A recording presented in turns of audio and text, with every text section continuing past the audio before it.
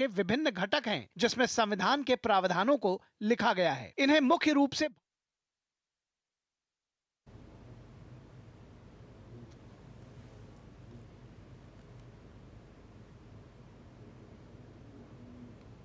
नमस्कार, आप देख रहे हैं डीडी न्यूज। मैं हूं आंचल गुलाटी गुंबर। आगे बढ़ने से पहले एक नजर सुर्खियों की तरफ।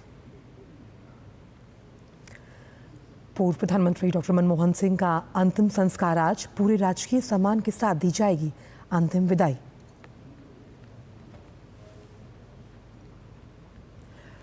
नई दिल्ली में बनेगा पूर्व प्रधानमंत्री डॉक्टर मनमोहन सिंह का स्मारक। जमीन उपलब्ध करवाने के साथ ही केंद्र सरकार पूरी करेगी सारी औपचारिकताएं।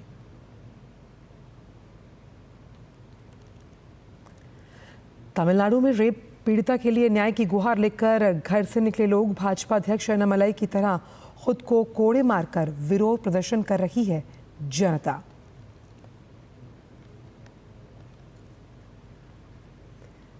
पहाड़ों से लेकर मैदान तक ठंड का प्रकोप। दिल्ली एनसीआर में कल से हो रही बारिश ने बढ़ाई ठंड, जनजीवन भी प्रभावित।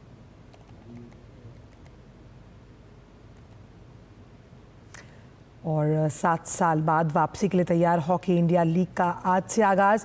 पहले मुकाबले में आज एसटी पाइपर्स का सामना कौनसिका विजाक के साथ।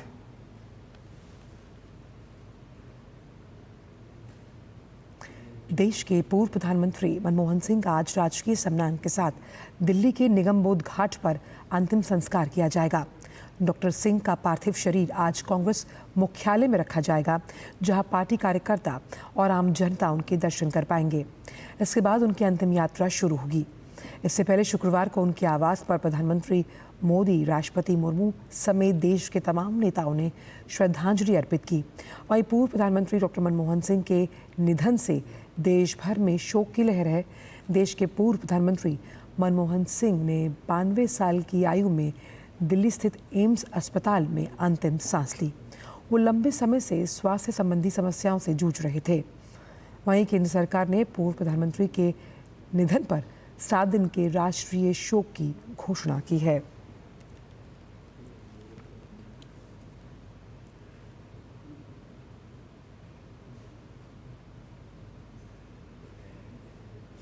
डॉक्टर मनमोहन सिंह की अंतिम यात्रा के मद्देनजर सुरक्षा के साथ साथ ट्रैफिक मैनेजमेंट के भी व्यापक इंतजाम किए गए हैं। ट्रैफिक पुलिस के मुताबिक डॉक्टर मनमोहन सिंह का अंतिम संस्कार सुबह 11:15 बजे निगम बोध घाट पर किया जाएगा। अंतिम संस्कार रिंग रोड पर आईएसबीटी कश्मीरी गेट से सटे निगम बोध घाट पर होगा और कई वीवीआईपी हस्तियां भी अंतिम यात्रा में शामिल होंगी।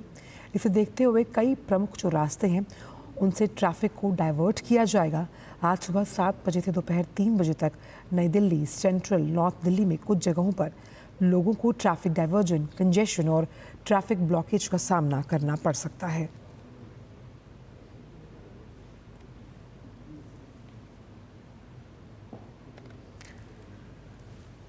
सरकार ने पूर्व प्रधानमंत्री डॉक्टर मनमोहन सिंह के निधन के बाद उनके स्मारक के लिए स्थान आवंटन को लेकर स्पष्टीकरण दिया है। गृह मंत्रालय के मुताबिक एक ट्रस्ट का गठन किया जाएगा, जिसके बाद अन्य औपचारिकताएं पूरी की जाएंगी। पूर्व प्रधानमंत्री के स्मारक के लिए स्थान आवंटित किया जाएगा।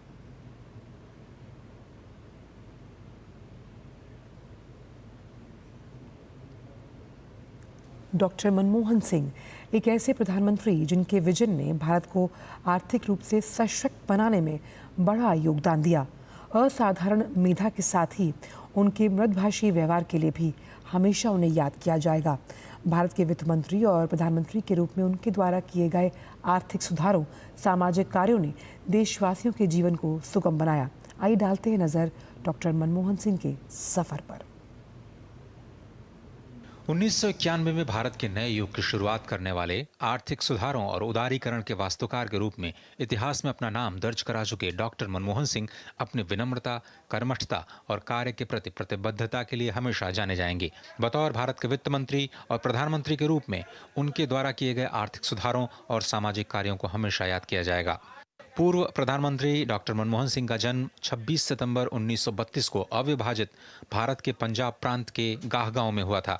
1948 में उन्होंने मैट्रिक की परीक्षा पास की और 1954 में पंजाब विश्वविद्यालय से अर्थशास्त्र से मास्टर डिग्री हासिल की।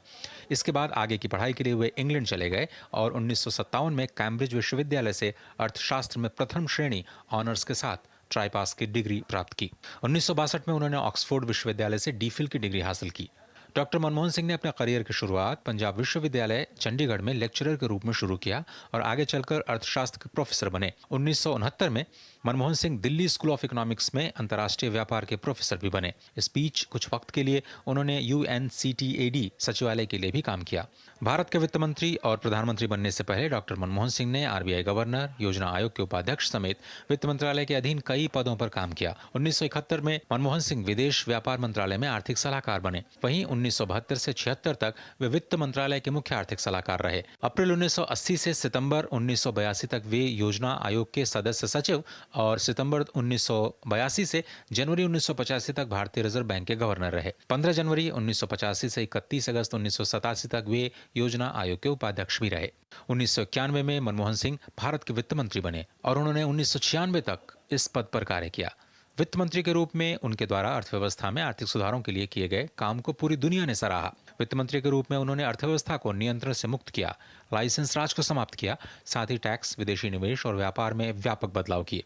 डॉक्टर मनमोहन सिंह 10 वर्षों तक भारत के प्रधानमंत्री रहे। पहली बार वे 22 मई 2004 को प्रधानमंत्री बने और मई 2009 तक इस पद पर बने रहे। वहीं दूसरी बार वे मई 2009 में देश के प्रधानमंत्री बने और 2014 तक प्रधानमंत्री के रूप में काम किया। प्रधानमंत्री के रूप में उनके कार्यकाल में कई महत्वपूर्ण काम हुए तो कई घोटालों को लेकर के भी खूब चर्चाएं सुनने को मिली। बहुमुखी प्रतिभा के धनी डॉक्टर मनमोहन सिंह अपने जीवन काल में कई पुरस्कारों से भी सम्मानित हुए। 1987 में उन्हें पद्म विभूषण, 2002 में सर्वश्रेष्ठ सांसद और 1994 में वित्त मंत्री के लिए यूरो मनी अवार्ड से सम्मानित किया गया। 3 दशकों से ज्यादा समय तक राज्यसभा के सदस्य रहे मनमोहन सिंह 1998 से 2004 तक राज्यसभा में विपक्ष के नेता भी रहे। कम बोलने की उनकी आदत पर काफी चुटकियां भी ली गईं। उन्होंने अपनी खामोशी पर ताना मारने वालों को जवाब देते हुए शेर पढ़ा था, हजारों जवाबों से अच्छी है मेरी खामोशी, न जाने कितने सवालों की आबरू रखी।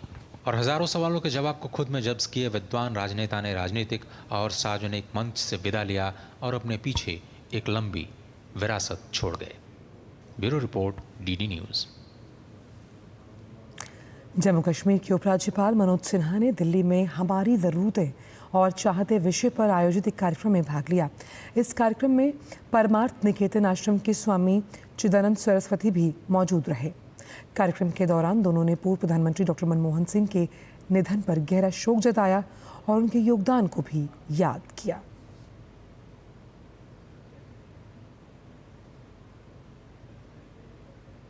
तमिलनाडु में भाजपा प्रदेश अध्यक्ष अन्नामलाई द्वारा रेप पीड़िता के पक्ष में विरोध प्रदर्शन जारी है। सोशल मीडिया पर अन्नामलाई की तरह ही अन्य लोगों द्वारा प्रदर्शन के वीडियो और तस्वीरें तेजी से वायरल हो रही हैं। राज्य के विभिन्न हिस्सों में लोग अपने घरों के बाहर प्रदर्शन कर रहे हैं। इसे लेकर DMK कांग्रेस गठबंधन की सरकार पर भी सवाल उठाए जा रहे हैं।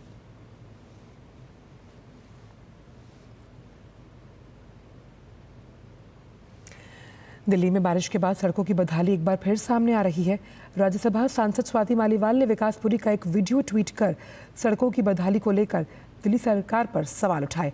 वीडियो में एक ऑटो रिक्शा कीचड़ में फंसा हुआ नजर आ रहा है। स्वाति मालीवाल ने सोशल मीडिया प्लेटफॉर्म X पर आम आदमी पार्टी पर निशाना साधते हुए लिखा, क्या इन सड़कों को बनाने में भ्रष्टाचार हुआ? ये सड़कें एक बारिश क्यों नहीं झेल पाती?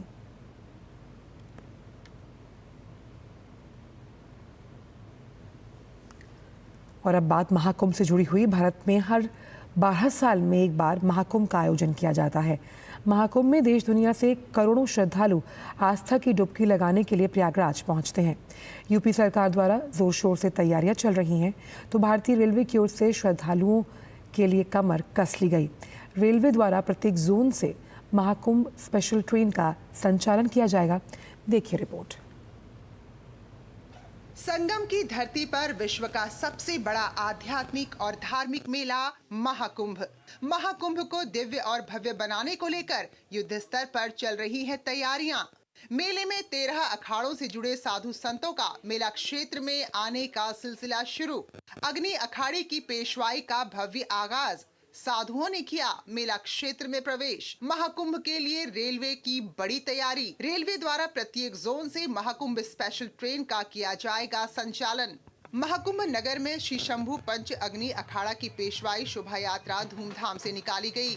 शोभा यात्रा में हाथी, घोड़ा और ऊंट के साथ दर्जनों रथ और चांदी के हौदों पर सवार होकर मंडलेश्वर, महामंडलेश्वर, जगत गुरु और साधु संत सुलेम सराय से शुरू होकर हिम्मतगंज, लुकरगंज, खुलदाबाद चौक, बहादुरगंज, कीडगंज होते हुए कुंभक नगर क्षेत्र पहुंचे, जहां पर मेला अधिकारियों ने संतों को माला पहनाकर उनका स्वागत किया। इस पेशवाई का नेतृत्व स्वामी रामकृष्णानंद श्री शंभू पंच अग्नि अखाड़ा ने किया।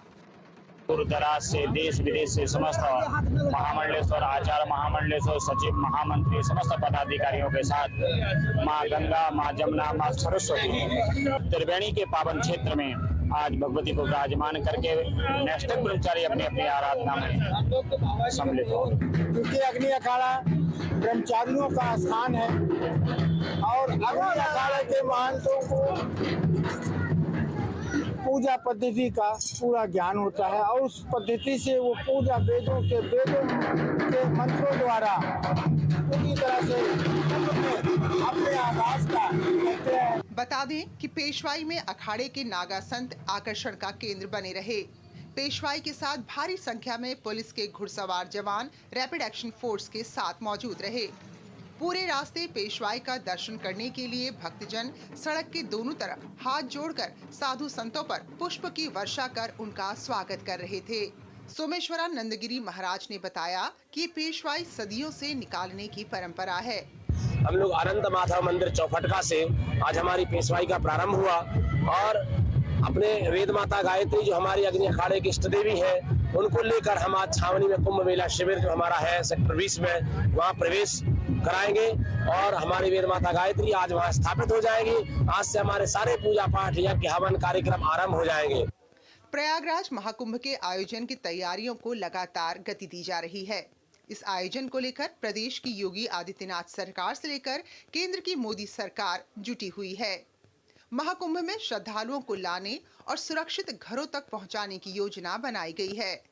भारतीय रेलवे के सभी जोन से विशेष ट्रेनें श्रद्धालुओं के लिए चलाई जा रही हैं। रेल भी अधिक से अधिक बेहतर प्लानिंग करते हुए अधिक संख्या में ट्रेन चला सके, अधिक कम टाइम गैप के साथ और लोगों को ज्यादा से ज्यादा बेहतर सुविधाएं देते हुए चला सके। इसके लिए हम लोग अपने जो स्टेशन है उन पे कंट्रोल का निर्माण करते हैं। वेस्टर्न रेलवे ने जैसे कुंभ मेला की जैसा आती है, कुंभ मेला जैसा शुरुआत होती है, तब वेस्टर्न रेलवे ने टोटल ओवरऑल वेस्टर्न रेलवे ने 98 सर्विसेज चला रही है वेस्टर्न रेलवे। उसमें से 98 में से 34 सर्विसेज जो है वो अहमदाबाद डिवीजन चला रही है। प्रयागराज में अब तक के सबसे बड़े महाकुंभ की मेजबानी की तैयारी चल रही है। इस महा आयोजन में 40 करोड़ से अधिक श्रद्धालुओं के आने की उम्मीद है। Bureau report, DD news. खबर मध्य प्रदेश से, जहां के मुख्यमंत्री डॉक्टर मोहन यादव ने कैबिनेट मंत्रियों और अधिकारियों के साथ शुक्रवार को मंथन बैठक की। इससे साल 2024 की उपलब्धियों और आने वाला वर्ष 2025 की प्राथमिकताओं पर भी चर्चा की गई। आइए आपको दिखाते हैं ये रिपोर्ट। 2025 में मध्य प्रदेश सरकार की प्राथमिकताएं एमपी के सीएम मोहन यादव ने गिनाई। साल 2025 की 4 प्रायोरिटी। युवा, किसान, गरीब और महिला को बताया पहली प्राथमिकता। मोहन यादव ने कहा, देश में मध्य प्रदेश अग्रणी राज्य बनकर उभरेगा। सरकार किसानों को सोलर पंप देकर उनको हर साल बिजली का बिल भरने से देगी मुक्ति। खेती को लाभ का धंधा बनाने के लिए होंगे सुधारात्मक प्रयास। मध्य प्रदेश सरकार की साल 2025 को उद्योग वर्ष घोषित करने की तैयारी। मध्य प्रदेश के मुख्यमंत्री डॉक्टर मोहन यादव की अध्यक्षता में मंत्रिपरिषद की बैठक संपन्न हुई। मंत्रिपरिषद द्वारा मध्य प्रदेश जन्म और मृत्यु रजिस्ट्रीकरण नियम 2024 लागू किए जाने की स्वीकृति दी गई। मंत्रिपरिषद द्वारा प्रदेश के कृषकों की ऊर्जा आवश्यकताओं की पूर्ति के लिए प्रदेश में स्थापित 11 केवी फीडर्स और सौर ऊर्जा के सोलराइज किए जाने की स्वीकृति भी दी गई। इसके क्रियान्वयन से किसानों को सिंचाई के लिए दिन में बिजली उपलब्ध होगी, जिससे उनकी जीवन शैली व्यवस्थित हो सकेगी। मंत्रिपरिषद द्वारा आगामी सिंहस्थ में श्रद्धालुओं की सुविधा के लिए शिप्रा नदी के तट पर शनि मंदिर से नागदा बाईपास तक करीब 29 किलोमीटर लंबाई के घाट निर्माण कार्य के लिए 778 करोड़ 91 लाख रुपए की स्वीकृति भी प्रदान की गई। धान के किसानों को बोनस देने की घोषणा की थी, हमने उसका रूप परिवर्तित किया है। बोनस सिर्फ उन्हीं किसानों को मिल पाता था जो बड़े किसान थे, छोटे किसान भी किससे लाभान्वित हो, इसको ध्यान में रखते हुए अब हमने सभी धान उत्पादकों को 2,000 रुपये प्रति हेक्टेयर बोनस देने का निर्णय लिया है। कैबिनेट की बैठक में 70% से अधिक जिलों में सफल जन कल्याण शिविर लगाने के लिए भी मोहर लगी है। सरकार ने धान किसानों को बोनस देने का भी फैसला किया है। ये वादा चुनाव के दौरान किया गया था। वहीं प्रदेश के जनजातीय क्षेत्रों में पर्यटन एवं जनजातीय कार्य विभाग की चिन्हित योजना अंतर्गत 100% सेचुरेशन के लिए नवीन योजना धरती आबा जनजातीय ग्राम उत्कर्ष अभियान आरंभ करने की सैद्धांतिक स्वीकृति भी प्रदान की गई है। हमने सभी जिलों में जन कल्याण शिविर लगाए थे, जिसमें 70% से अधिक जिलों में बहुत सफल जन कल्याण शिविर लगे हैं। मुख्यमंत्री मोहन यादव ने मंत्रिपरिषद की बैठक में कहा कि गरीब किसान, युवा और महिला ये 4 वर्ग सरकार की प्रायोरिटी में है। इनका उत्थान करने के लिए सभी विभागों को मुख्यतः 4 श्रेणियों में बांटकर आपसी तालमेल बनाकर इन वर्गों का उत्थान करने की दिशा में सरकार काम कर रही है। कैबिनेट मीटिंग में युवा, किसान, गरीब और महिला का खास ख्याल रखा गया है। अगर बात किसानों की जाए तो किसानों के लिए बोनस के साथ साथ सिंचाई के लिए पर्याप्त मात्रा में बिजली उपलब्ध कराने की योजना बनी है। इसके साथ साथ प्रदेश के सर्वांगीण विकास के लिए कैबिनेट मीटिंग पे मुहर लगी है। कैमरामैन कुमार गौरव के साथ श्रेयस द्विवेदी, डीडी न्यूज, भोपाल। भारत की समुद्री विरासत इसकी 7,500 किलोमीटर लंबी तटरेखा है, जिस पर 200 से ज़्यादा छोटे बड़े बंदरगाह स्थित हैं। इन तटीय क्षेत्रों में ही लगभग 204 प्रकाश स्तंभों का घर भी है, यानी कि लाइट हाउसेस, जो शांत लेकिन चौकस होकर इस समुद्र सुरक्षा की विरासत की रक्षा करते हैं। भारत सरकार अब इन प्रतिष्ठित संरचनाओं को विकासात्मक दृष्टिकोण के तहत नया आयाम दे रही है, जिसके तहत अब इन प्रकाश स्तंभों को लाइट हाउस टूरिज्म के रूप में विकसित किया जा रहा है। केंद्र सरकार भारत की सांस्कृतिक और समुद्री विरासत को बढ़ाने के लिए व्यापक समुद्री भारत विजन 2030 और अमृतकाल के विजन 2047 के अंतर्गत लाइट हाउस पर्यटन को बढ़ावा दे रही है। इनमें केरल, गोवा, तमिलनाडु, कर्नाटक सहित अन्य राज्य प्रमुख हैं, जहां पर्यटन को नए आयाम मिलेंगे। 2024 वो वर्ष है जब दुनिया जलवायु परिवर्तन की कठोर वास्तविकताओं के प्रति जागरूक हुई। रिकॉर्ड तोड़ तापमान से लेकर नवीकरणीय ऊर्जा के अभूतपूर्व मील के पत्थर तक। जानिए कैसे साल 2024 में पृथ्वी ने अपने सबसे बड़े चुनौती का सामना किया और किस तरह भारत नेट जीरो कार्बन उत्सर्जन के लक्ष्य को हासिल करने की तरफ इस साल एक वैश्विक नेता के रूप में उभर कर सामने आया इस खास रिपोर्ट के जरिए। 8 फरवरी को जल रोकथाम और प्रदूषण नियंत्रण संशोधन अधिनियम पारित किया गया, जो देश के जल संसाधनों की सुरक्षा में एक बड़ा कदम था।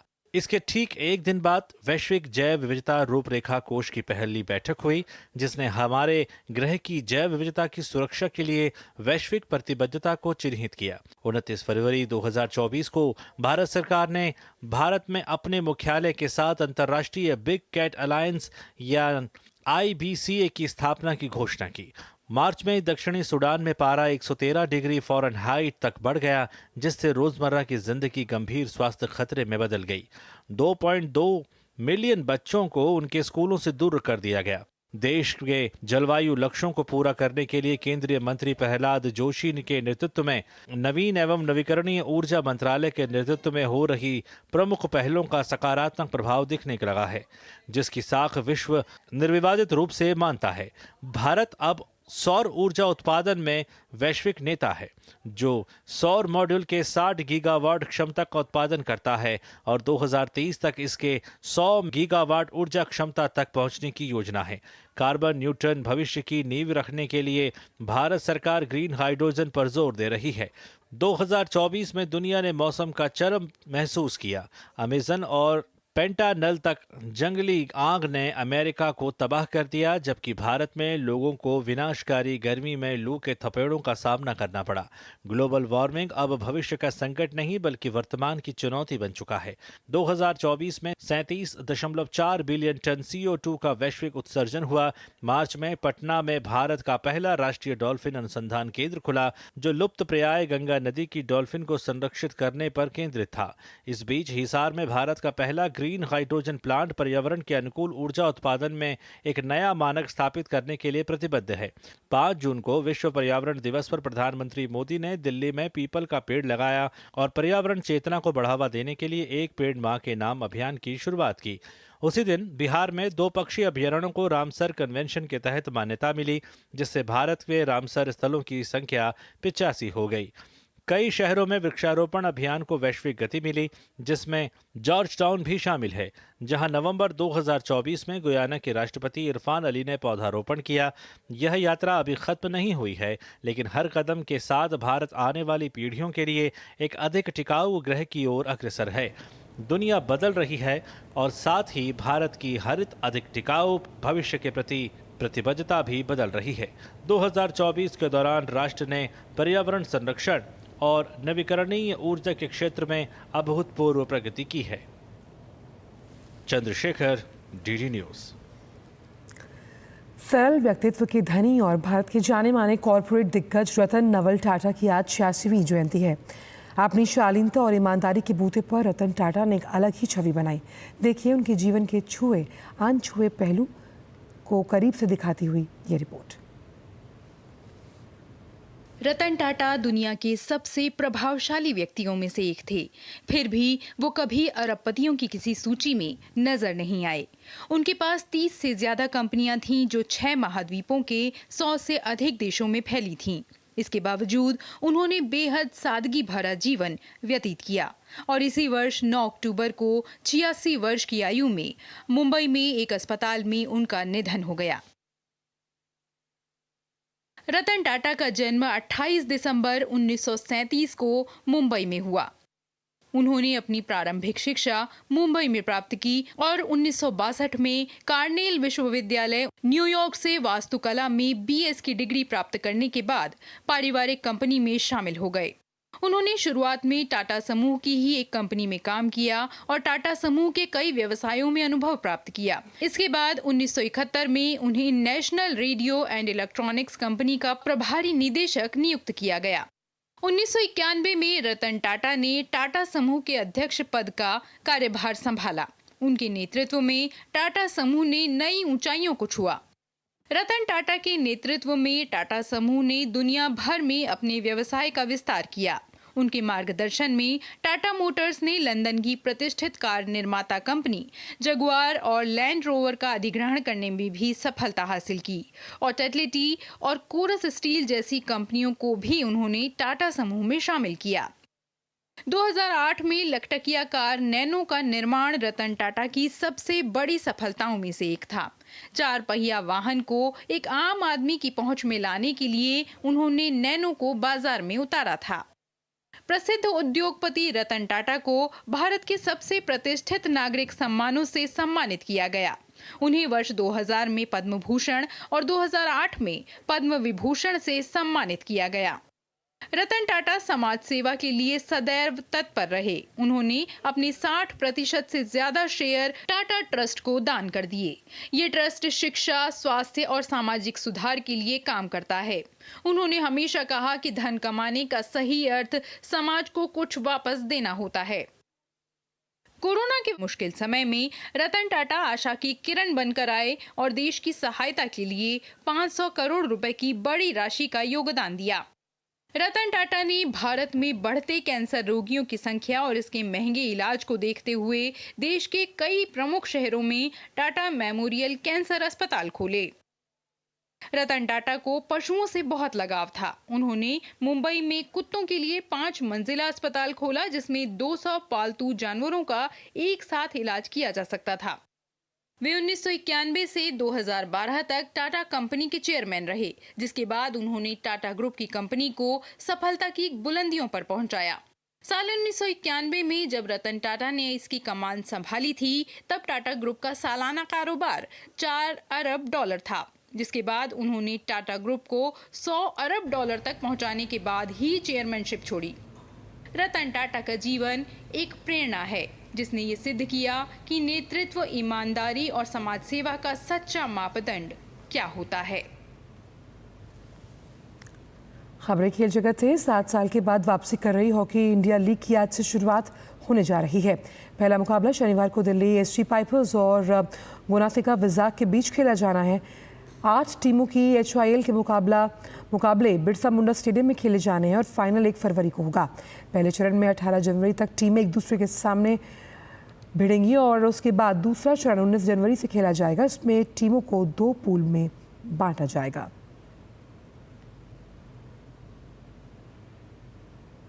बात क्रिकेट की। बॉर्डर गवास्कर ट्रॉफी के तहत मेलबर्न में खेले जा रहे चौथे टेस्ट के मुकाबले के तीसरे दिन भारत ने ताज़ा समाचार मिलने तक 6 विकेट पर 194 रन बना लिए। आज रविंद्र जडेजा और ऋषभ पंत ने अच्छी शुरुआत की और दोनों ने तेजी के साथ रन जोड़े, लेकिन पंत 28 के स्कोर पर स्कॉट बोलैंड की गेंद पर आउट हुए। इससे पहले शुक्रवार को ऑस्ट्रेलिया की टीम अपनी पहली पारी में 474 रन पर ऑल आउट हुई। सीरीज फिलहाल 1-1 की बराबरी पर है।